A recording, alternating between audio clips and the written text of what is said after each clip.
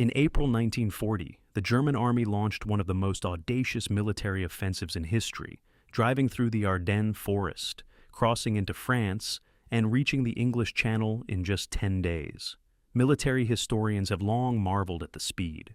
But part of the answer wasn't purely tactical genius. Tens of thousands of German soldiers were awake, chemically, for days at a time, fueled by tiny pills they called Pervitin. This is the story of how the Third Reich weaponized methamphetamine. Before it was a weapon of war, methamphetamine was a product, and a popular one. In 1937, the Berlin pharmaceutical company Temmler developed a pill called Pervitin, marketed as a mood lifter and concentration aid. It was sold over the counter in Germany. Chocolates laced with methamphetamine were sold under the brand name Hildebrand's Pralines. Housewives used it. Students used it. It was even discussed openly in women's magazines as a slimming aid. The active compound, methamphetamine hydrochloride, acts on the central nervous system by flooding the brain with dopamine and norepinephrine. The result? A powerful feeling of energy, euphoria, confidence, and, crucially, the complete suppression of hunger, sleep, and fear. For a military strategist, those properties looked less like a drug and more like a capability. By 1939, the German military's medical corps, led by figures like Dr. Otto Ranke of the Academy of Military Medicine in Berlin, had run trials on soldiers and concluded that Pervitin could dramatically extend combat performance. The Wehrmacht began issuing it at scale. The fall of France, the campaign of May and June 1940, is where Pervitin became truly central to military strategy. General Erich von Manstein's plan, the famous Sichelschnitt, or cut of the sickle, required armored columns to move through the Ardennes at a pace considered almost impossible. The terrain was rough, the windows were tight, and stopping to sleep would collapse the entire operation. The solution, in part, was chemical.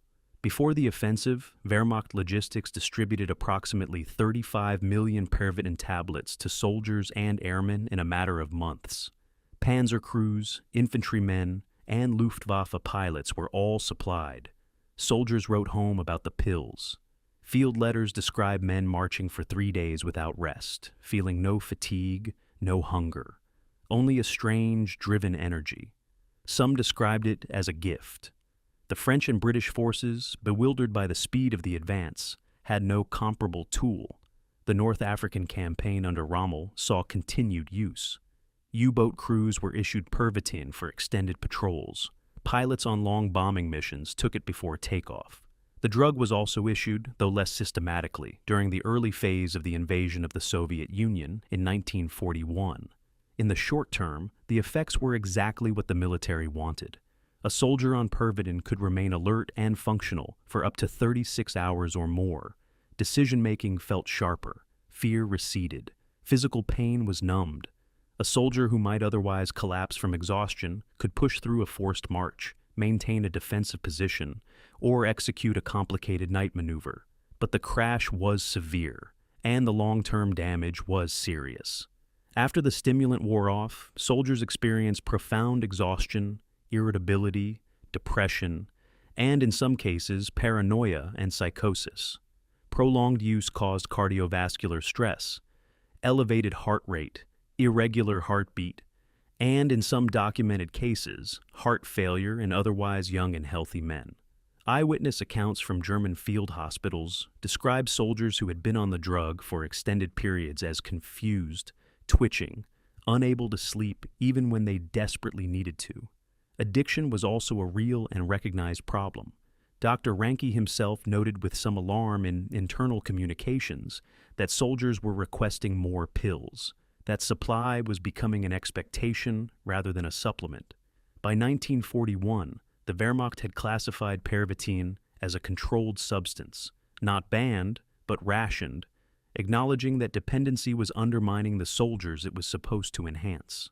The decision to continue distributing a drug with known and serious side effects tells us something important about how the Nazi military apparatus thought about its soldiers. In the ideology of the Third Reich, the individual body was subordinate to the collective mission. If Pervitin could extract an extra 3 days of combat effectiveness from a soldier before burning him out, that trade, from a command perspective, was often seen as worth it. There was also a propaganda dimension. The image of the unstoppable German soldier, superhuman in endurance, fearless, driven, was partly constructed on the back of chemical stimulation. The reality was men on the verge of breakdown, trembling behind their rifles, kept upright by a pill. Later in the war, as the situation on the Eastern Front deteriorated, there were documented attempts to develop more powerful compounds. There are credible historical accounts of experimental stimulant mixtures, combining methamphetamine with cocaine and opioids, being developed for specific applications, including for pilots in the final phases of the war. These compounds were tested but never widely deployed. Germany was not alone. Amphetamine use in World War II was, in a grim irony, one of the conflict's most widely shared practices.